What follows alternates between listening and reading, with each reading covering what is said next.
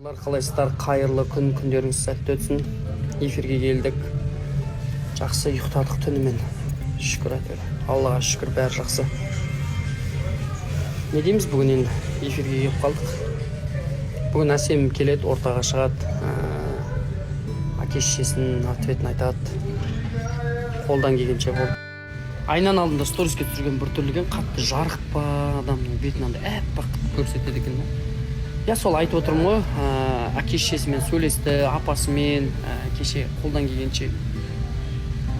Бүгін енді ответін тыңдайтын боламыз, не деп жатқанын. Пока мен білмеймін, пока айтпады маған. Солай достар, бәрі жақсы болсын шәйтөр. Көріп жатырмын.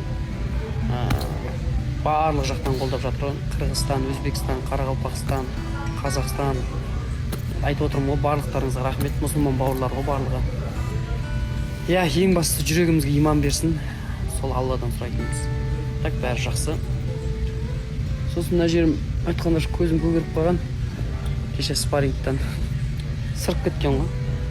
Жігітпіз ғой. Сағат 2:30-да эфир көріңіздер.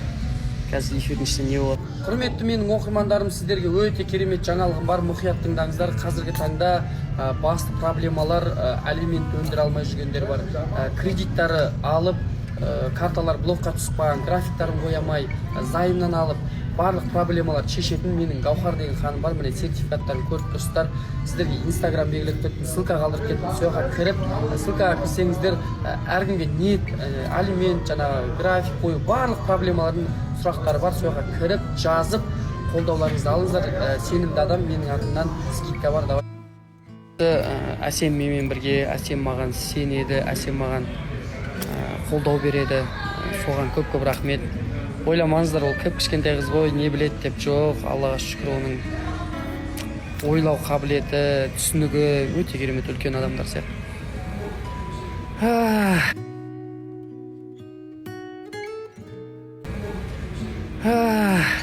Солай достар.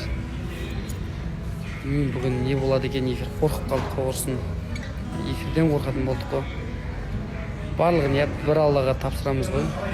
Барлығын Алла өзі реттестіреді. Но енді болашаққа деген ниетіміз түзу. Әрине сіздердің қолдауларыңыздың арқасында. Сіздерге бойымды сұрап жатқан жандар, сіздерге айта кетейін, 24 июнь Алла қаласы Алматы қаласы балуаншылық сарайында болады. Келіп қолдау көрсетсеңіздер де көп-көп рахмет.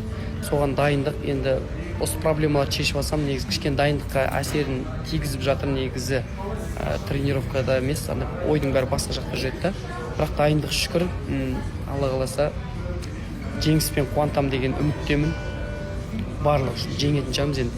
Өмірде де жеңейік, мына проблемаларды да жеңейік, спорттан да жеңейік, махаббаттан да жеңейік.